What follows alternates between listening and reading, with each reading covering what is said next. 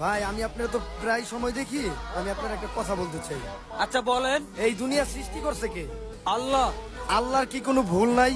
না ভাই, আল্লাহর কোনো ভুল নাই। আমি তো দেখতেছি আল্লাহর অনেক ভুল আছে। এই যে এত বড় একটা বট গাছ, এখানে সামান্য একটা ফল।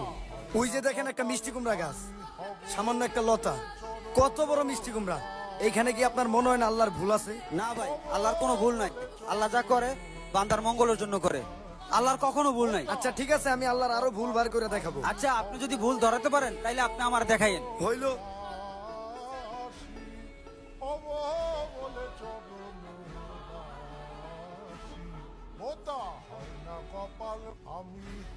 হ্যাঁ?